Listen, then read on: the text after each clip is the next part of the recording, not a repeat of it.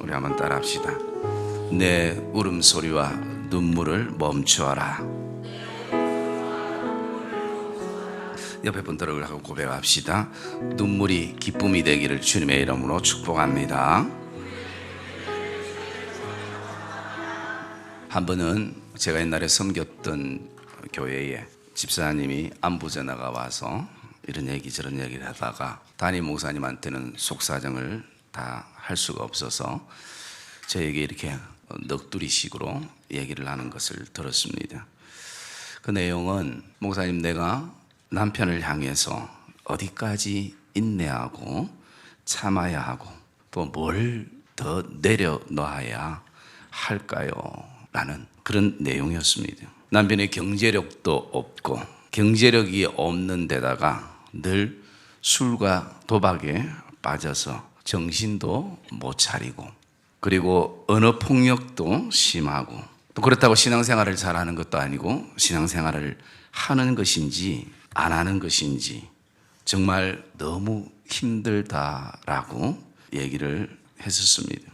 하나님이 변화시켜 주시겠지, 그리고 하나님이 언젠가 바꾸어 주시겠지, 그런 기대를 가지고 계속 나름대로 내려놓고 또 이해하고 또 배려하고 또 사랑으로 용서하고 그렇게 산 지가 20년의 세월이 넘었다라는 것입니다.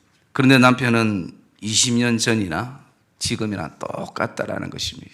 여러분들이 또 설교를 들으면서 지금 내 남편 얘기하네 그런 생각하지 마시고 또 반대일 수도 있습니다. 남편이 또 그런 마음을 가질 수도 있습니다. 저희 집 앞에 열쇠집이 하나 있는데 한 번은 열쇠 맞추러 갔는데 거기에 웬 사람들이 그리 많은지 나중에 알고 보니까 열쇠 파는 것보다 로또 파는 게 훨씬 더 수입이 많다고 얘기를 하네요. 그래서 제가 물어보니까 이게 다 로또 사러 오는 사람들이라고. 그래서 제가 한 장 샀을까요? 안 샀을까요? 로또 얘기가 나오니까 어떤 남편이 참 진짜 꼬박꼬박 로또를 그렇게 열심히 사서 언젠가 대박을 꿈꾸고 있으니까 아내가 자꾸 부질없는 짓이라고 그거 하지 말라고, 한 푼이라도 우리가 없어도 땀 흘러 버는 것이 의미가 있지, 일확천금을 꿈꾸고 그것이 된다 해도 그 행복을 누가 보장할 거냐고 그러면서 얘기를 자꾸 하니까 남편이 귀찮으니까 어느 날 그 남편이 아내를 향해서 여보, 당신은 나에게 로또와 같은 사람이라고. 그러니까 아내가 얼마나 기분이 좋습니까? 로또와 같다니. 정말 당신 나를 로또로처럼 생각하냐 아니니까 그렇다고. 근데 안 맞아도 너무 안 맞다고. 로또긴 로또인데 안 맞아도 너무 안 맞다는 거. 그래서 제가 그분과 그런 어떤 대화를 하면서도 사실은 제 마음이 아프기도 하고, 그러면서 그분이 그런 얘기했는데 이제는 기도하기도 사실은 지쳐요, 목사님. 뭔가 이렇게 소망이 있는 가운데 기도가 돼야 되는데 기도하는 자체도 지치고요. 사실은 하나님께도 실망이 너무 많이 되고 하나님이 우리 가정은 사랑하지 않으시나 의심도 들고 많이 힘들다는 것입니다. 제가 대충 그 가정과 그 부부를 알기에 아마 담임 목사님한테는 상담을 하지 못하고 저에게 그런 얘기를 하는구나라는 생각을 했었습니다. 물론 그런데 이것이 그 집사님의 가정의 문제만이겠습니까? 모양은 달라도 나름대로 다 그 가정 안에는, 교회 안에는 고민이 있고 또 특별히 사람에 대한 여러 가지 실망과 상처를 안고 우리가 살아가고 있습니다. 그러면서 나름대로 하나님께서 언젠가 채워주시겠지, 그리고 또 하나님이 회복시켜 주시겠지 기대하면서 그렇게 힘들어도 지금까지 묵묵히 견뎌왔는데 이제는 모든 것이 다 귀찮고 어디론가 정말 도망가고 싶은 생각뿐이라는 것입니다. 한동안은 자녀 때문에 참았고 이제는 자녀들이 다 커서 스스로 자기의 할 일들을 하니까 이제는 그런 낙도 없다는 것이에요. 이제는 힘의 한계에 부딪히기도 하고 늘 내 안에 내 밖에 눈물이 마르지 않는 날이 없고 고난의 시간은 이미 자신의 시계를 넘어선 것 같은데 뭔가 뚜렷이 보이는 것은 없고, 그런 가운데서 말씀하시면 내가 하나님의 말씀을 듣겠는데 하나님은 여전히 나에게 침묵하시는 그 하나님 앞에 그 답답함이 이미 도가 넘어버린 그런 느낌을 받는다라는 것입니다. 그래서 예배의 자리에 가도 기쁨이 없고 누구를 만나도 즐겁지 않고, 그리고 또 봉사의 자리에 있지만 그냥 몸만 그곳에 늘 있는, 그런데 그것이 시간이 지나 보니까 이제 한계가 오니까 스스로가 견딜 수 없는 그런 어떤 답답함을 가지고 있다라는 것입니다. 물론 그분도 우리도 어느 정도 답은 알고 있습니다. 우리의 인생의 바닥까지 내려놓아야 하나님이 채우신다는 것, 내 모든 것까지도 내가 주인이 아니라 하나님의 주인임을 매 순간 고백해야 하는 것도, 왜냐하면 우리가 이 체험이라는 것은 비움을 경험할 때 의미가 있다는 사실을 우리는 잘 알고 있습니다. 더 나아가서 비움이나 내려놓음이 내가 뭔가를 채우기 위해서 비우고, 또 채워진 것을 또 다른 것을 채우기 위해서, 체험을 위해서 배우는 것이 아니라, 비우는 것도 채워지는 것도 언젠가 우리 안에, 신앙 안에, 인생 안에 즐길 수 있을 때까지, 정말 즐거울 때까지, 그때까지 내려놓아야 한다는 것도 알지만 그 과정은 사실은 만만치 않다라는 것입니다. 또 내가 생각하는 내려놓음의 그 밑바닥과, 어쩌면 하나님이 우리 교회와 우리 남편과 아내와 자녀를 향해서, 성도들을 향해서, 목회자를 향해서 하나님이 생각하는 밑바닥과 바닥의 깊이가 다를 수도 있습니다. 그리고 그 바닥의 과정도 다를 수가 있습니다. 아무튼 이거저거 생각해 보면 내가 믿음의 삶을 살고 신앙의 여정을 걸어가면서도 늘 우리에게 풀리지 않는 인생의 숙제들이 참 많이 있다는 것을 생각해 볼 수 있습니다. 그런 가운데에 또 이런 어떤 우리에게 숙제가 있을 수 있습니다. 우리 예수 믿는 사람들이 세상 사람들보다 모든 면에 더 잘 돼야 모든 것이 사실은 덕이 될 것인데 하는, 이것이 우리 안에 늘 걸림이 될 때가 있습니다. 그래서 여러 교회들을 바라보면서, 교회 안팎을 바라보면서 저렇게 신앙생활 잘하고 봉사를 잘하고 기도도 열심히 하는데 왜 저 가정은 안 풀릴까? 믿음은 참 좋은데 왜 저 가정은 물질이 없을까? 왜 저 가정은 신앙은 참 좋은데 육체적인 연약함을 늘 안고 있을까? 저 가정은, 저 성도는 기도를 저렇게 많이 열심히 하는데 왜 자녀 때문에 늘 골치 아픈 가정이 되고 있는가? 이런 어떤 질문들이 각자의 어떤 가정과 또 친분이 있는 성도들의 가정을 보면서 그런 질문들을 던져볼 때가 있더라는 것입니다. 분명히 우리가 알기로는 하나님의 뜻이 있다는 것은 아는데 사람들의 시선이 우리를 너무나 힘들게 할 때가 많이 있다는 것입니다. 사람마다 색깔이 다른 그 고난의 돌은 있기 마련인 것입니다. 그러나 한순간에 우리가 약해지면 우리는 이런 생각을 가질 때가 있습니다. 하나님은 왜 나만 힘들게 하시나? 내가 가지는 고난이 아마 인생에 있어서 가장 크다는 것입니다. 그리고 나가서 나는 절대 이 고난을 이기지 못한다라는 그런 어떤 약함에 대한 생각들을 가질 때가 있습니다. 가족이 아니라면 떠나버리고 피해버리고 정리해버리고 싶은데 사실은 그런 일적인 관계가 아니고 혈연의 관계고 또 어떤 교회 공동체 생명의 관계이기 때문에 더더욱 힘든 것입니다. 우리가 아는 누가복음 8장 22절에서 25절에 보시면 풍랑을 잔잔케 하시는 예수님의 모습이 나옵니다. 분명 제자들이 가고 싶어 가는 길이 아니라 예수님이 가자고 해서 가는 바다인데 풍랑이 일어났습니다. 여러분, 주님이 가자고 하신 길에는 항상 순풍에 돛단 듯이 그렇게 돼야 되고 시온의 대로가 돼야 되는데 왜 주님이 가자라고 말씀하시는 그 바다에 풍랑이 일어나느냐라는 것입니다. 우리 인생에 있어서 사실 내가 내 마음대로 내가 갈 길을 정하고 그리고 그 내가 정했기 때문에 그 길을 가다가 하나님 앞에 매를 맞고 인생의 풍랑을 만나면 내가 결정했기 때문에 내 잘못이라고 그렇게 할 수 있지만 나는 원하지 않지만 때로는 주님께서 감동을 주시고 주님께서 원하셔서 그렇게 가자고 한 인생 여정에 풍랑이 일어난다는 것은 상상할 수도 없지 않습니까?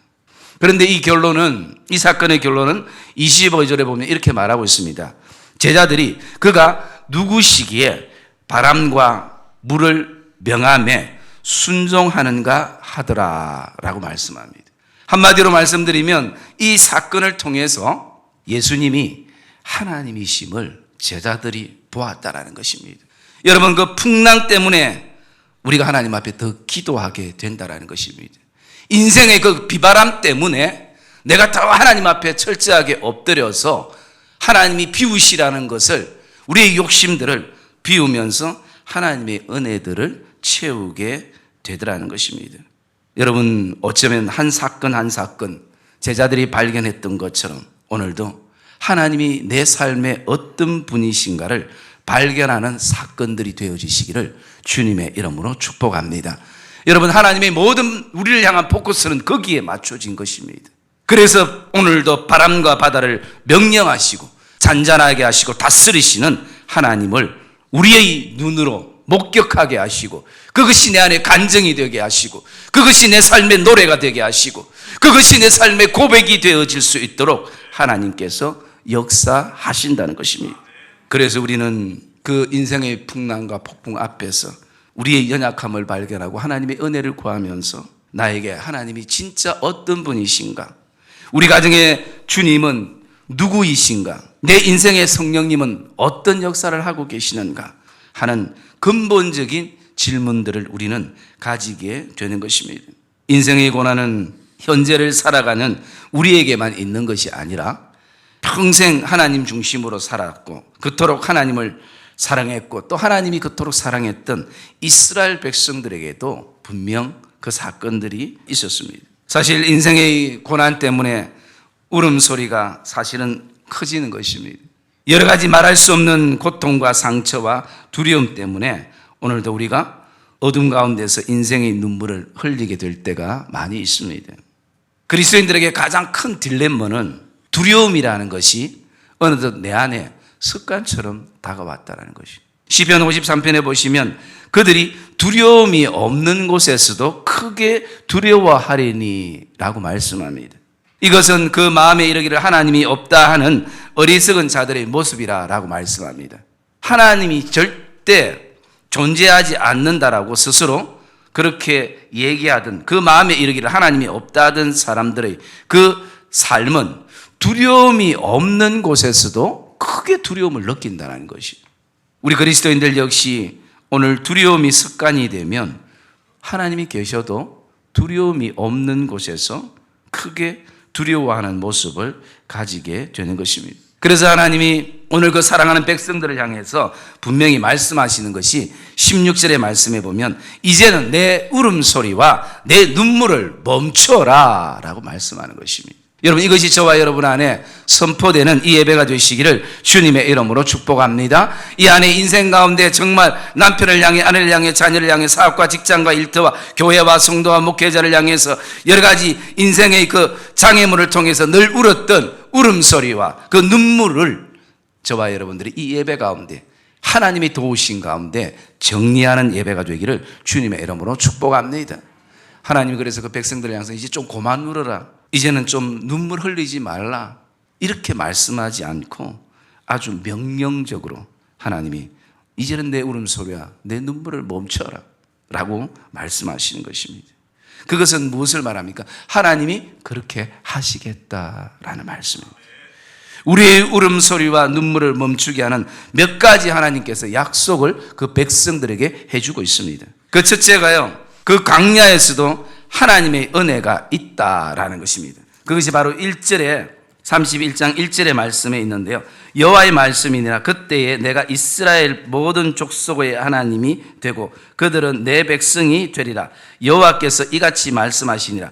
칼에서 벗어난 백성이 광야에서 은혜를 입었나니 라고 말씀합니다. 여러분, 폭풍 가운데서도, 인생의 비바람 가운데서도, 우리의 인생의 사막과 광야 가운데서도 하나님은 우리에게 은혜를 주신 분인 것을 기억하시기를 주님의 이름으로 축복합니다. 견딜 수 있는 그 힘조차도 하나님이 주시는 것입니다. 그런 가운데 나아가는 것입니다. 사막이 왜 힘이 듭니까? 물이 없기 때문에 힘이 드는 것입니다. 광야가 어떤 곳입니까? 언제 어떤 두려움의 그 요소가 우리의 삶을 덮을지 모르기 때문에 광야라는 것은 두려운 곳입니다. 뱀도 나오고 짐승도 나오고 자기에게 유익된 것보다 유익되지 않는 것이 나오는. 그래서 오늘 저와 여러분 안에도 때로는 광야의 한가운데 서서, 사막 한가운데 서서 길이 보이지 않고 언제 어떤 대적들로부터 그런 공격을 받을 그 위험 속에 우리가 놓여 있지만 그 가운데도 하나님이 은혜를 주신다는 것이. 여러분, 이스라엘 백성들의 그 역사를 보면 그들이 광야에서도 사막에서도 하나님께서 입히시고 그리고 먹이시고 그들의 필요를 채우시고 하나님이 그렇게 하셨다는 거예요. 신명기 8장의 말씀에 있는 것처럼 하나님께서 그들 안에 옷이 헤어지지 아니하는 은혜도 하나님이 주셨다는 거예요. 여러분, 새 옷을 사는 것도 중요하지만 옷이 헤어지지 않는 은혜가 돈 버는 것임을 저와 여러분이 기억하시기를 주님의 이름으로 축복합니다. 여러분, 우리는 날마다 수입에만 집중하지만 지출을 곰곰이 돌아보시기 바랍니다. 그리고 불필요한 곳에 물질이 나가지 않도록 하나님께서 지키시고 도우시도록 그것을 위해서 기도하셔야 되는 거예요. 여러분, 한 달 내내 그렇게 열심히 또 뜨겁게 밤낮 잠자지 못하고 그렇게 벌었던 그 귀한 물질들이 다른 곳으로 새지 않도록 그렇게 할 수 있어야 되는 것이. 그 두 번째 하나님께서 그들에게 약속하신 그 약속은요, 하나님이 영원한 사랑으로 너를 사랑한다라는 약속입니다. 이 말씀에 확신하기를 주의 이름으로 축복합니다. 하나님은 우리의 모습과 관계없이 영원한 사랑을 그리스도의 십자가의 사랑으로 우리에게 은혜로 주셨습니다. 이것은 누구도 깨뜨릴 수 없는 것입니다. 3절에 보시면 여호와께서 나에게 나타나사 내가 영원한 사랑으로 너를 사랑하기에 인자함으로 너를 이끌었다라고 말씀합니다. 우리가 아무리 크고 힘든 고난 속에 있어도 저와 여러분은 영원한 하나님 사랑에 저와 여러분들이 안겨 있음을, 주의 그 크신 팔에 안겨 있음을 확신하기를 주님의 이름으로 축복합니다. 사람들이 바라보기에는 우리 가정이 이해되지 않을 수도 있고 사람들이 바라보기에는 우리 가정이 크지 않을 수도 있겠지만 그것은 사람들의 시선인 것입니다. 여러분들은 사람들의 시선에 너무 시험 들지 않고 두려워하지 않기를 주님의 이름으로 축복합니다. 어떤 모습 속에 있다 할지라도 우리는 하나님의 영원한 사랑, 그 견고한 사랑에 우리가 놓여 있는 것입니다. 때로는 지금 그 사람들이 바라보는 시선으로 해석하는 것이 잘못될 수도 있는 그런 어떤 시간들이 우리에게도 올 수가 있습니다. 그 시선을 180도로 바꿀 인생의 시간도 하나님의 손에 주어지고 있는 것입니다. 지혜로운 인생을 우리가 살기를 주님의 이름으로 축복합니다. 그래서 로마서 8장 31절에 사도 바울은 이런 고백을 합니다. 만일 하나님이 우리를 위하시면 누가 우리를 대적하리요? 바울은 이 선포 하나로 복음의 생명을 걸었습니다. 세 번째 하나님의 약속은 하나님이 나를 다시 세우신다라는 약속입니다. 4절에 이스라엘아 내가 다시 너를 세우리니 너가 세움을 입을 것이요 너가 다시 소고를 들고 즐거워하는 자들과 함께 춤추며 나오리라 라고 말씀합니다. 여러분, 하나님의 그 고난과 그리고 그 시련의 목적과 의미는 저와 여러분들 다시 세우는 데 있음을 확신하기를 주님의 이름으로 축복합니다. 여러분, 오늘도 우리에게 들려지는 이 설교가 이론이 아니기를 주의 이름으로 축복합니다. 저와 여러분의 가슴 안에 다시 한번 도전이 되기를 우리는 기억해야 할 것입니다. 우리는 하나님을 통해서 다시 세움을 받게 되고 반드시 하나님이 우리의 인생의 춤이 되어주신다라고 말씀합니다. 하나님이 저와 여러분의 인생에 오늘도 기쁨이 되어주시고 웃음이 되어주신다라는 이 확신 가운데 저와 여러분들이 서는 은혜가 있기를 주의 이름으로 축복합니다. 그리고 네 번째 보면요, 근심으로부터 기쁨을 얻게 하는 회복의 약속입니다. 13절의 말씀해 보시면 그때라는 것은 하나님의 회복의 때가 분명히 있다라는 것입니다. 여러분, 저와 여러분의 삶에 고난 속에 눈물 흘리고 슬퍼하고 아파하는 시간만 있는 것이 아니라 그 시간이 칠흑 같은 그 어둠의 시간이 지나고 어두운 굴의 그 기차가 지나가면 밝은 빛을 보는 그때가 이르는 것처럼 반드시 하나님이 회복의 때에 하나님께서 오늘도 그 회복의 때를 경험할 수 있도록 믿음의 사람들을 하나님이 훈련시키시고 연단시켜 주신다라는 것입니다. 그래서 하나님이 그들의 슬픔을 돌려서 즐겁게 하며, 여러분 오늘 이 말씀이 무엇을 말합니까? 우리의 인생의 슬픔을 내가 바꿀 수 없다는 것이. 여러분 그렇지 않습니까? 이것만 해결되면 내 슬픔이 없어질 것 같은데 그렇게 되던가요? 잠시입니다. 잠시 그 슬픔이 없어져서 며칠 즐거워하다가 또 다른 슬픔을 만나서 우리는 거기에서 또 흐느적거릴 때가 있는 것입니다. 그런데 오늘 성경은 우리에게 하나님이 그들의 슬픔을 돌려서 즐겁게 하며 그들을 위로하여 그들의 근심으로부터 기쁨을 얻게 할 것임이라 라고 말씀합니다. 오늘 12절의 말씀에 보면 이 회복의 때는 우리 심령이 메마르지 않고 물된 동산 같은 때를 말씀하고 있다. 늘 기름진다라는 것입니다. 여러분, 우리의 인생은 내 스스로 기름지게 할 수가 없는 것입니다. 하나님의 은혜로만 가능한 것입니다. 그리고 그 약속의 다섯 번째가 우리에게 장래의 소망이 있을 것이라 라고 약속을 하고 있습니다. 여러분, 이 약속은 늘 이스라엘 백성들을 바라보며 또 황폐한 땅을 바라보며 늘 하나님 앞에 울었던 이 에레미야 선지자에게도 소망의 말씀이지만 이 약속의 확신을 가지고 그 백성들을 향해서 하나님이 우리에게 이렇게 말씀하셨다고, 지금은 비록 황폐하고 지금은 황무하고 지금은 모든 것이 황무지가 된 상황이지만 하나님께서 그럼에도 불구하고 우리 가정과 우리 교회 안에 오늘도 하나님이 장래의 소망이 있다라고 그렇게 말씀하고 있습니다라고 백성들에게 오늘 선포할 수 있는 그런 힘과 그런 용기의 메시지가 되는 것입니다. 여러분, 저도 오늘 이 에레미야를 통해서 저와 여러분의 그 가정과 교회에 믿음의 선포가 되었으면 좋겠습니다. 사랑하는 믿음의 성도님들, 우리 교회 안에도, 우리 가정 안에도, 우리의 자녀들 안에도 장래에 하나님께 소망이 있음을 저와 여러분들이 선포하시기를 주의 이름으로 축복합니다. 이것이 하나님이 우리에게 주시는 약속이 있는 것입니다. 그것이 구체적으로 어떤 것인지 알 수 없지만 하나님이 장래에 소망이 있다라고 말씀하시면 그것이 우리에게 믿음으로 반응되어져서 그 소망을 우리가 바라보며 나가는, 그것이 이스라엘 백성들이 걸어야 될 믿음의 길인 것입니다. 17절 말씀에 너의 장래에 소망이 있을 것이라. 너의 장래에 소망이 있을 것이라. 너의 자녀가 자기들의 그 지경으로 다시 돌아올 것이라 라고 말씀합니다. 지금 내가 처해 있는 환경과 상황과 내 마음의 상태를 보면 이것이 잘 믿어지지 않아요. 왜? 우리는 먼저 사람이 보이고 환경이 보이고 물질이 보이고 상황이 보이고 내 모습이 보이기 때문인 거예요. 하나님은 잘 보이지도 않고. 여러분, 그러나 오늘도 그 하나님은 신실하신 하나님이시기, 정말 저와 여러분의 인생에 실수가 없으시는 하나님이시기, 그래서 우리는 오늘도 그 바울의 고백처럼 하나님의 그 뜻대로 부르신 그들에게는 합력하여 선을 이루시는 분이 하나님이시라는 것입니다. 여러분, 저와 여러분 안에 인생의 그 한 조각의 퍼즐을 붙잡고 그것이 내 인생을 좌우하지 않기를 주의 이름으로 축복합니다. 그 퍼즐 한 조각 한 조각이 중요하지만 그것이 모여질 때 큰 그림을 우리가 기대하며 그 퍼즐을 우리는 오늘도 하나님을 위해 맞는 자리에 놓아야 할 것입니다. 때로는 우리 가정과 교회 안에 내 인생에 소망이 없는, 소망이라는 것은 찾아볼 수 없다라고 생각할 수 있겠지만 하나님은 우리를 향해서 그분의 소망을 말씀하고 있는 것입니다.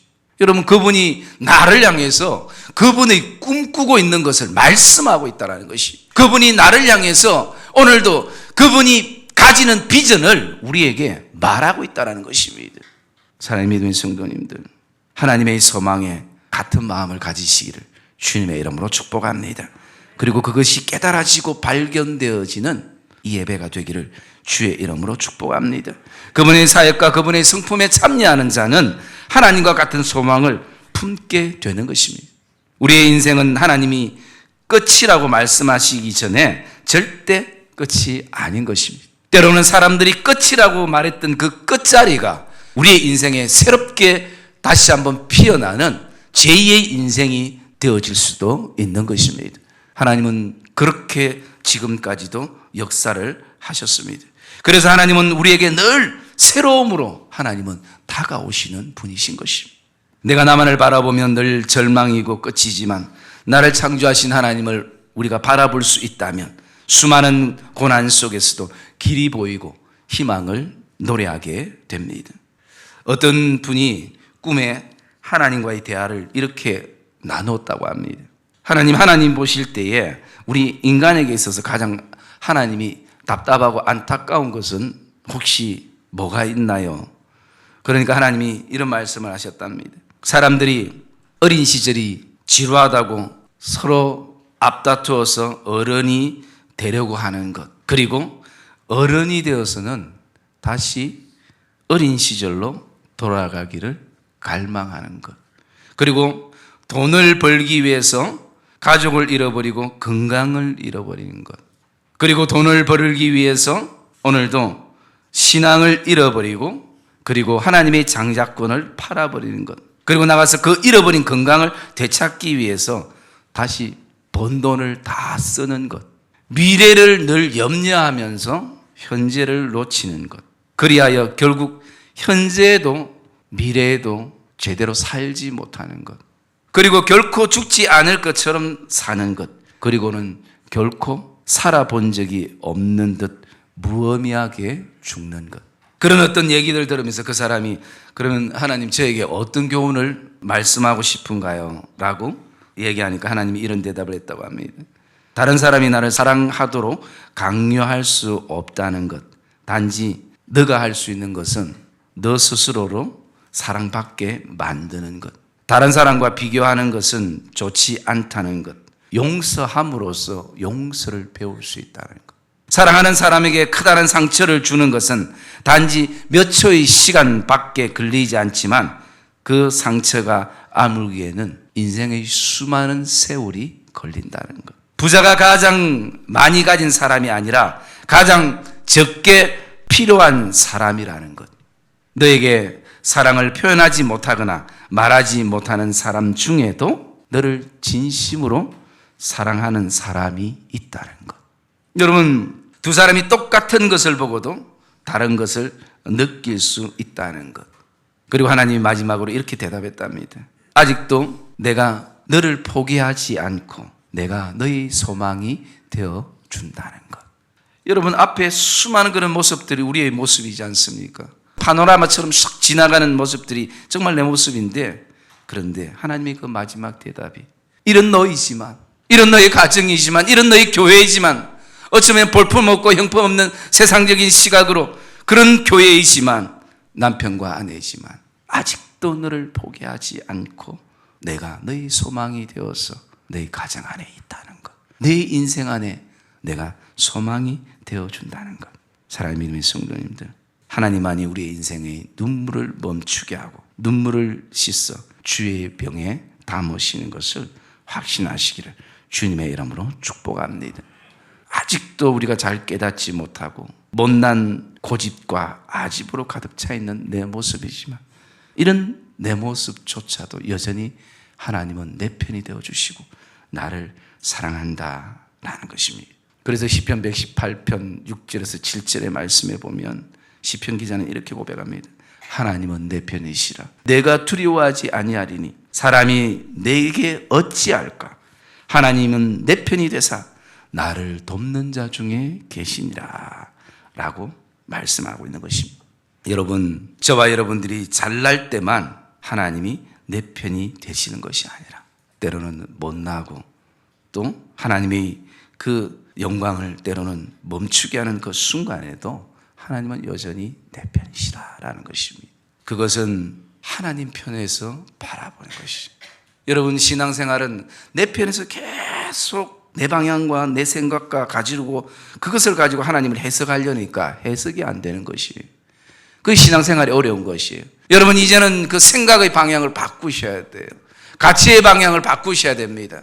이제는 나를 바라볼 때 내 편이 아니라 하나님 편에서 나를 보고 하나님을 통과시켜서 남편과 아내와 자녀를 보고 하나님을 통과시켜서 성도와 교회와 목회자를 바라보고 직장과 일터와 섬김의 장소들을 바라보는 것입니다. 여러분, 시각의 변화와 바뀌는 역사가 저와 여러분 안에 있기를 주의 이름으로 축복합니다. 그것이 있어야 되는 것이.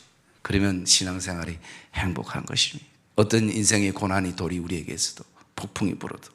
제가 언젠가 선교사님이 그 일화를 소개한 적이 있습니다. 어느 선교사님이 아프리카 선교를 갔는데 그 선교지를 향해서 가는 여정에 비가 억수같이 내려서 큰 강을 건너야 마을로 가야 되는데 선교사님 마음에 고민이 되는 것이에요. 그런데 그 현지인들 가운데에 한 사람이 각자 자기 몸무게만한 돌을 들고 우리가 가자는 것입니다. 그런데 그 사람들은 자연스럽게 그 돌들을 다 들어요. 선교사님 그것이 도저히 이해가 되지 않습니다. 내 지금 뒤에 배낭도 무거운데 이 험난한 물을 건널 때에 어떻게 또 불편하게 아무 의미 없는 돌을 들고 그 땅을 건너냐고. 그런데 하도 그렇게 시키고 주위의 사람들은 자연스럽게 드니까 할 수 없이 그 선교사님도 자기 몸무게만한 돌을 드니까 고통인 거예요. 그런데 한 사람 한 사람 그 길을 건너는데 선교사님도 그 물살을 들어가 보니까, 여러분 물살은 바깥에서 보는 것뿐만 아니라 그 물 안이, 물살이 상당히 힘이 있고 센 것이. 근데 신기한 것은 그 돌이 자기의 그 다리를 지탱해 주면서 걷게 되더라는 것이. 그러니까 처음에는 돌 드는 게 싫었는데 이제는 점점 그 돌을 꽉 쥐고 하는 거예요. 그 지나가는 시간 속에서 나중에 와 보니까 온몸에는 상처가 돌자국. 그런데 그 강을 건넜다는 것이. 생명은 살렸다는 것이. 복음을 위해서 그 마을까지 갈 수 있다는 것이. 그래서 그 선교사님이 그 아무것도 아니지만 거기서 큰 진리를 깨달았다는 것이. 십자가가 나에게 상처를 주고 아픔을 주고 눈물을 주기도 하지만 그 십자가 때문에 내가 그 강을 건너는구나. 십자가 때문에 내가 복음을 위해서 사는구나. 때로는 남편의 십자가가, 아내의 십자가가, 자녀의 십자가가, 사람의 십자가가, 물질의 십자가가 내 인생의 고통이지만 그것을 통해서 내가 하나님을 더 가까이 하며 그 상처 속에서 내가 이렇게 다시 한번 더 성숙해지는구나. 더 믿음의 여정을 기쁨으로 나가는구나. 그것을 그 선교사님이 일상 가운데 그것을 발견했다는 거예요. 자기가 나는 나름대로 뭐 배웠고 그 뭐 성경 지식이 있고 신학도 했고 내가 목사인데 그 생각하고 그 돌을 줍지 않았거나, 아니면 뭐 양 돌은 다 똑같은 돌인데 꽤 쓴다고 자기 몸무게 5분의 1도 안 되는 돌을 하나 쥐고 있으면 그 바다에 쓸려가는 것이. 사랑의 믿음의 성도님들, 우리를 사랑하시는 하나님은 우리를 사랑하시는 것입니다. 그러기에 인생의 고난과 사막과 광야 자체가 하나님께는 절대 우리를 향한 목적이 아닌 것입니다. 하나님은 우리에게 주시기를 원하는 것은 가나안 땅인 것입니다. 약속의 땅인 것입니다. 그러기에 하나님께서 우리에게 소망이 되어 주신다는 것입니다. 오늘도 사막 가운데 걷는 성도들이 있을 것입니다. 광야 가운데 추위와 인생의 더위 가운데에 믿음을 지키며 살아가는 성도들도 있을 것입니다. 우리는 반드시 기억해야 하는 것입니다. 하나님께서 우리의 하나님이 되셔서 분명 우리의 인생의 눈물과 그리고 울음소리를 멈추게 하실 것이라는 그 확신 속에서 오직 하나님만 신뢰하며 나가는 믿음의 성도들이 되시기를 주님의 이름으로 축복합니다.